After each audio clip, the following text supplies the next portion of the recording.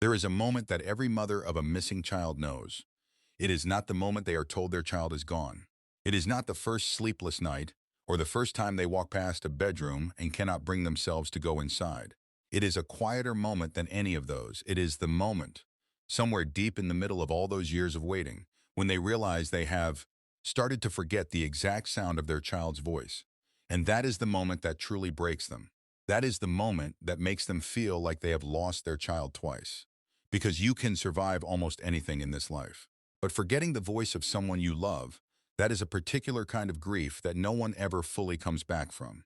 This story is about one of those mothers. Her name was Carol, and on a freezing cold Tuesday night in November of 2023, she was sitting alone in her living room in Millbrook, Tennessee, doing what she had done every night for 10 years. She was waiting, not waiting for anything specific. Just waiting the way people wait when they have learned that hope is something you keep alive, not because it makes sense, but because the alternative is something you refuse to accept. And then, at 11:14 at night, she heard a knock at her front door. 3 knocks, slow and deliberate. And something in Carol's chest, something she had not felt in a decade, moved because those 3 slow knocks. That was the exact way her son, Tyler, had always knocked since he was 6 years old. Before we go any further, we want to hear from you. Drop a comment right now and tell us where in the world you are watching from. We would genuinely love to know. And if you have never subscribed to this channel, now is the time to do it. Because the story you are about to hear is one of the most remarkable, heartbreaking, and deeply human stories we have ever told. Hit that subscribe button so you never miss any of our upcoming videos now. Let us go back to that door. Carol stood up slowly. She told investigators later that she did not run. She said her legs would not let her run. She said she walked to that door the way you walk toward something you have prayed for so long. You are genuinely afraid that if you move too fast, it will disappear. She put her hand on the doorknob. She turned it. She opened the door. And standing on her porch in a worn gray jacket, with a duffel bag at his feet and eyes that were both familiar and completely foreign at the same time, was a young man, 22 years old, 6 feet tall, with a jaw that looked exactly like his father's and hands that were shaped exactly the way she remembered. Carol did not say a word.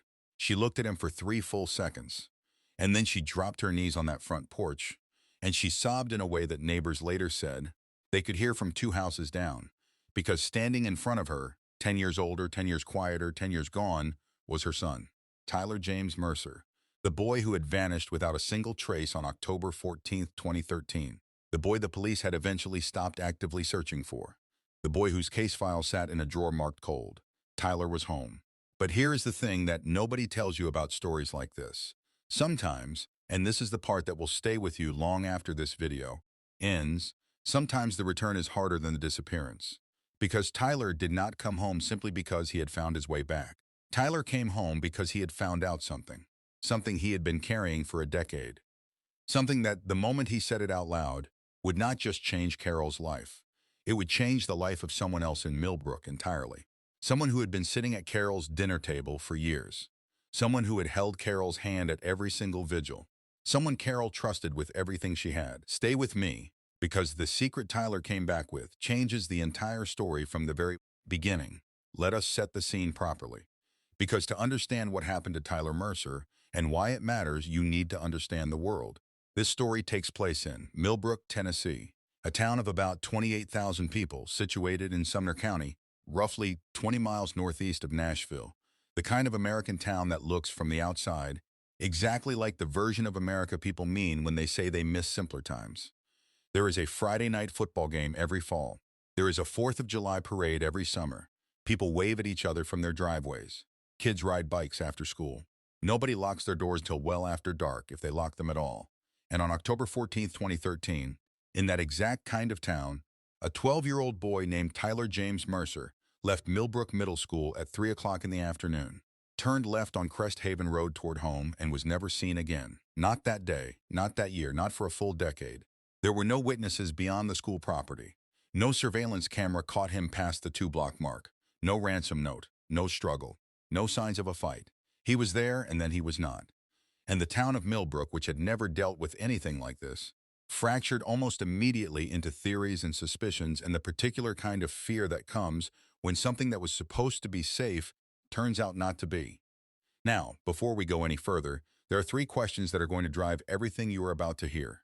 First, where was Tyler for 10 years and how did he survive? Second, who in Millbrook already knew the truth and said nothing? Not for a week, not for a month, but for a decade. And third, and this is the one that will make you feel something you did not expect to feel, why did Tyler choose to come back now in November of 2023 specifically? Why not a year earlier? Why not 5 years earlier? The answer to that last question is the most important piece of this entire story. And by the time we get there, I think you are going to understand exactly why Tyler waited as long as he did, and exactly what finally forced his hand. Tyler James Mercer was born on March 7, 2001, at Sumner Regional Medical Center, the only child of Carol Mercer and Daniel Mercer. By all accounts, and we mean every account, from teachers to neighbors to the family pastor, Tyler was the kind of kid who made people feel like the world was a little better for having him in it. His fourth-grade teacher, in a statement she gave to investigators a year after his disappearance, described him as the most quietly observant child I have taught in 20 years. She said he had a habit of noticing things that other children simply walked past. If someone in class was having a bad day, Tyler would somehow already know before that child said a word. He would slide a note across the desk. He would save the last chocolate milk carton at lunch and leave it on their tray without making a thing of it. He was that kind of kid. Not loud about his kindness, just consistent with it. At home, Tyler's world was relatively small in the way that small-town American childhoods often are, and there is nothing wrong with that. He played Little League baseball every spring. He had a best friend named Marcus who lived 3 streets over, and the two of them spent most of their afternoons either at the creek behind the elementary school or in Tyler's backyard, building things out of scrap wood they collected from a construction site nearby. His mother, Carol, worked as a licensed practical nurse at a local assisted living facility, a job she had held for 11 years, a job that was exhausting and underpaid, and that she did anyway because taking care of people was the only kind of work she had ever wanted to do. His father, Daniel, had left the family when Tyler was 8 years old. Not dramatically, not with a fight that Tyler witnessed. Daniel simply packed a bag one Saturday morning while Tyler was at his friend's house, called Carol on the phone from a gas station 60 miles away, and told her he was not coming back. He was not abusive. He was not a monster. He was, by all available evidence, a man who was not equipped for the life he had built and who chose the worst possible way to exit it. Tyler was told his father had gone away for work. He was 8. He believed it for longer than he should have. And when he finally understood the truth, around age 10, he went quiet about it in the way that children go quiet about things they do not have the language to process yet.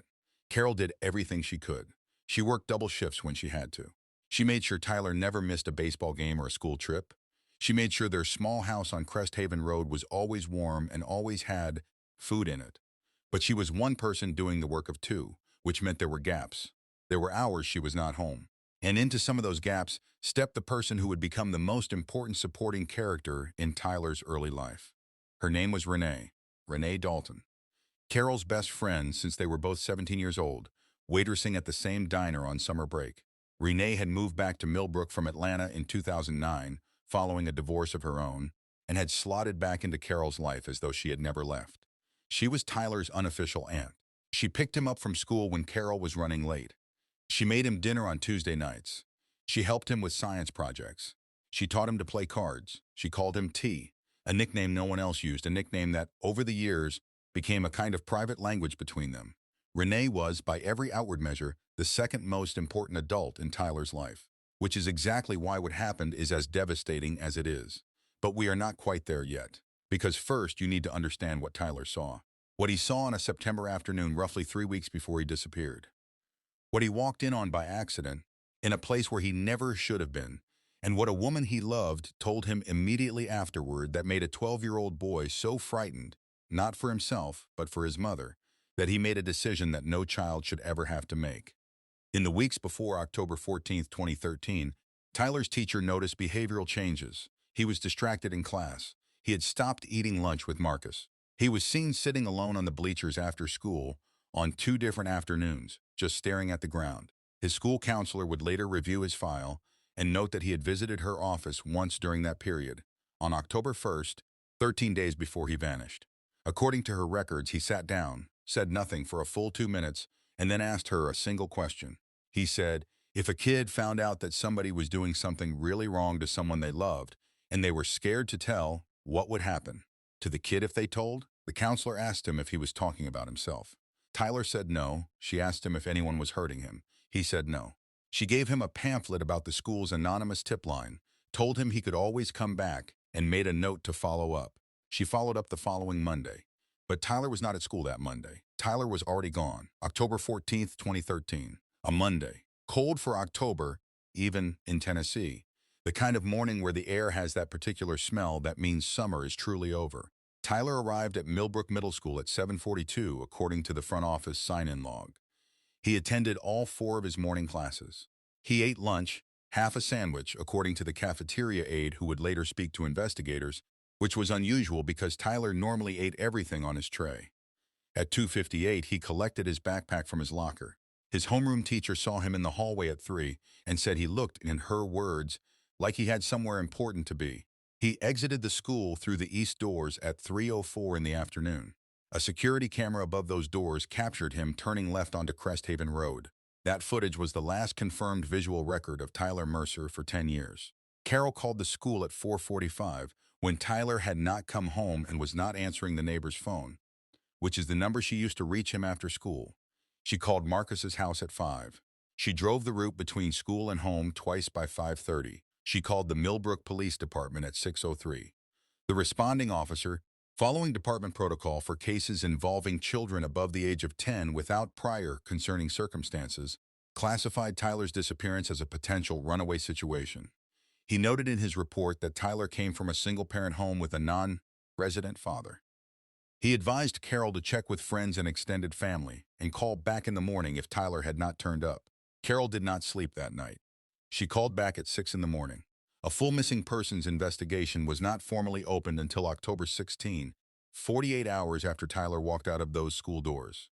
Those 48 hours mattered enormously, because in a missing child case, the first 24 to 48 hours are when evidence is freshest. Witnesses remember more. Trails are warmer.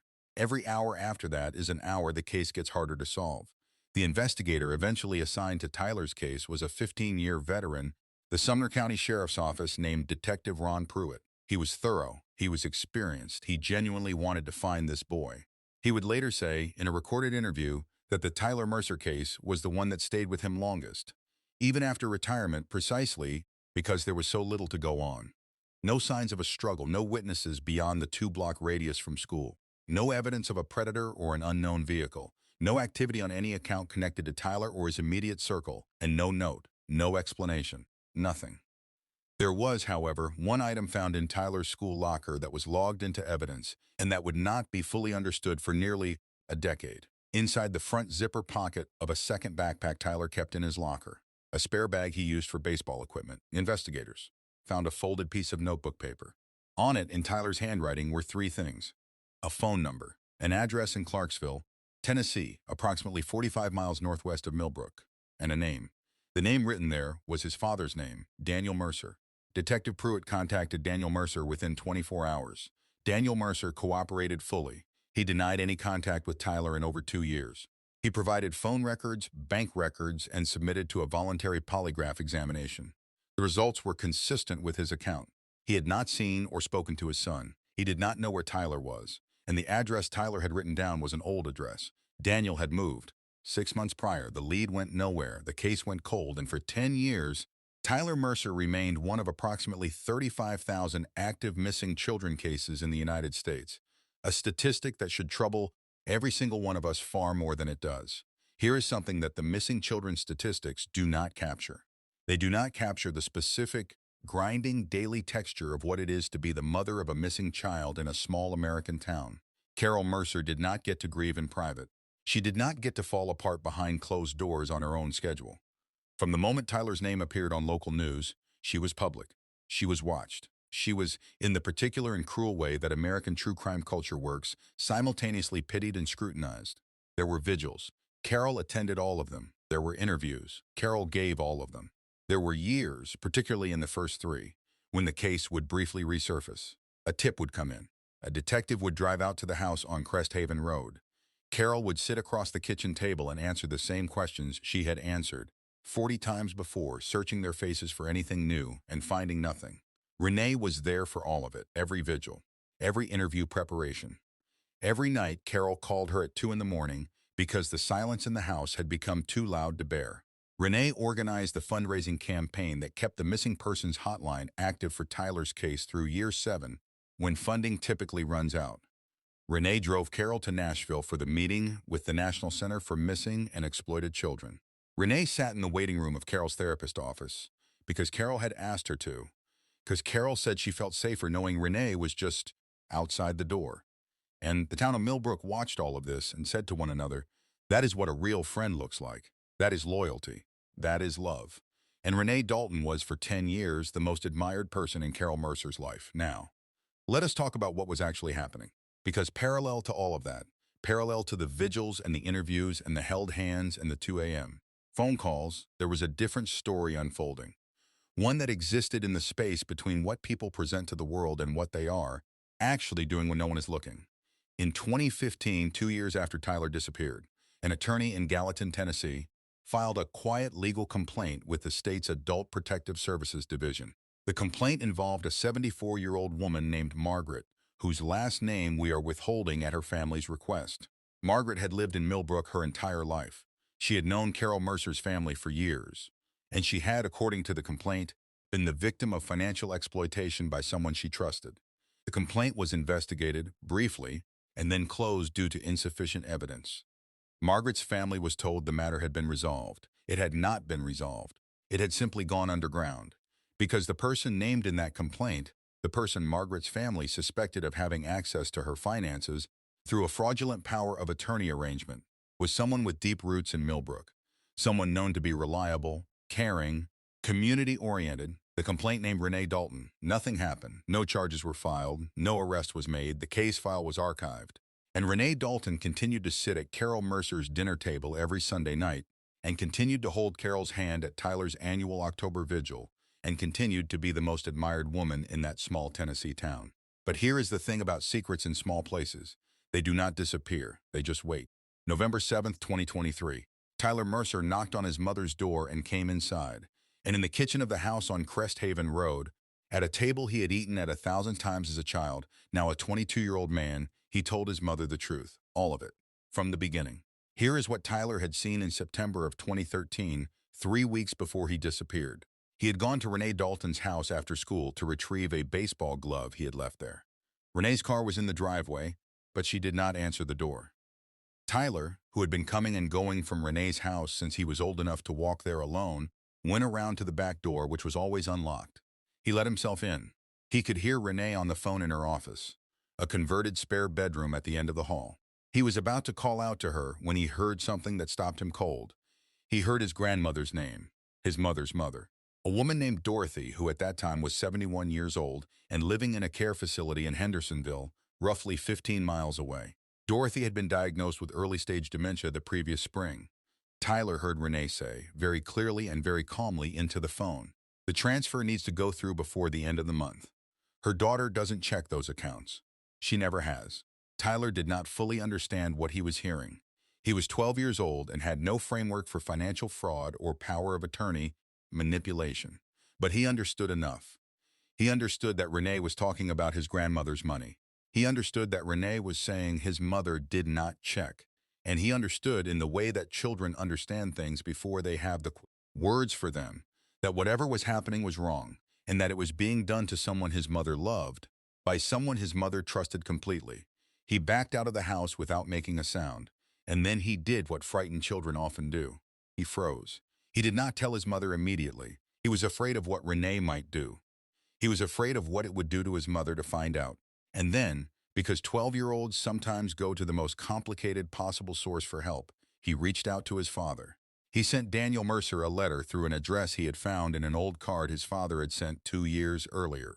In that letter, Tyler wrote that he had heard something he did not understand and that he was scared, and that he did not know who to tell. Daniel Mercer, to his very limited credit, wrote back within the week. And what Daniel said in that letter, what he told his 12-year-old son, was not tell your mother. It was not call the police. It was don't say anything yet. Come here first. I'll explain what to do. A father reaching for his son, believing he could manage the situation himself, not understanding the damage his next instruction would cause. He told Tyler to come to him, to come quietly, to not tell anyone where he was going, and Tyler, frightened and 12 and desperately in need of an adult who would take charge of the situation, did exactly that. He walked out of Millbrook Middle School on October 14th, 2013, and he got on a bus to Clarksville. And the address on that piece of paper in his locker, his father's old address, was simply all he had written down at the time. The actual address Daniel had given him in the letter had been in Tyler's jacket pocket, a jacket he was wearing when he left, a jacket no one ever found. For the first 2 years, Tyler lived with his father in a series of rental apartments across Middle Tennessee and Southern Kentucky, off every official grid. No school enrollment, no doctor visits, no social security number usage, no digital footprint of any kind. Daniel Mercer was not a man who had planned a kidnapping. He was a man who had made one impulsive decision and then spent 2 years unable to figure out how to undo it without going to prison for it. He kept telling Tyler, soon, we'll figure it out soon. Soon never came. At 14, Tyler left his father. He found work at a farm in rural Kentucky, the kind of undocumented agricultural labor that no one asked questions about. He was paid in cash. He slept in a bunkhouse with men who had their own reasons for being off the record. He grew up faster than any child should have to. He got his GED at 19 through a rural outreach program in western Kentucky. He moved to Nashville at 20, got a job in construction, and spent the next 2 years doing something that very few people in his position would have had the discipline or the clarity to do. He gathered evidence. He found the name of the attorney who had filed the 2015 complaint against Renee, Dalton. He tracked down Margaret's family. He obtained, through means that investigators later called remarkably thorough for someone without any legal training, documentation of at least 4 separate fraudulent financial transactions linked to Renee Dalton, totaling nearly $410,000 across 3 elderly victims in the Millbrook and Hendersonville area. One of those victims was his grandmother, Dorothy, who had died in 2019 without ever knowing her savings had been stolen. And one of the transactions, the one that Tyler had unknowingly overheard in 2013, had cleaned out a savings account that Dorothy had built over 40 years, specifically to leave something for Carol and for Tyler. When Tyler came home in November of 2023, he did not come home with just a story. He came home with a folder, a physical folder, printed and organized and documented. He laid it on the kitchen table in front of his mother. And Carol Mercer, who had spent 10 years believing her best friend was the greatest blessing of her worst chapter, looked at what her son had put in front of her, and the room went very quiet. Renee Dalton was arrested on March 4th, 2024, following a joint investigation by the Tennessee Bureau of Investigation, the Sumner County Sheriff's Office, and the state's Adult Protective Services Division.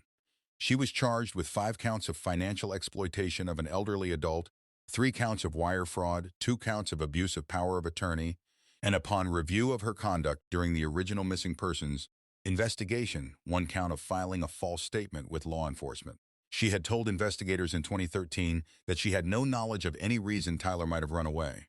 She had, in fact, known exactly what Tyler had overheard. She had known from the moment he went missing. And she had spent 10 years at vigils and interviews and Carol's dinner table, knowing that her own actions were the reason that little boy had walked out of Millbrook. Renee Dalton pled guilty in September of 2024. She is currently serving 11 years in a Tennessee State Correctional Facility. There is no version of this story that ends cleanly. That is the truth of real life, and it is important to say it plainly. Tyler Mercer came home, and that is genuinely, profoundly remarkable. But Carol Mercer lost 10 years with her son. She lost the years when he was 13 and 14 and 15. The years that are difficult and complicated and that parents complain about, but that they would give anything to have back once they are gone. She lost the years of watching him learn to drive, watching him go to his first job interview, watching him figure out who he was becoming. Those years do not come back. They are simply gone. Daniel Mercer was not charged with any crime in Tennessee, a fact that remains legally complicated.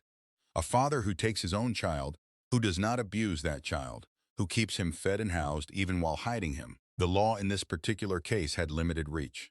Whether you call what Daniel did love, cowardice, or something that defies a single word, that is a conversation worth having in the comments below. Tyler Mercer is 24 years old today. He is living in Nashville. He is studying social work at a community college on evenings and weekends. He has said, in the one brief statement he released through his attorney, that he wants to work specifically with children who are carrying information they are too afraid to give to anyone.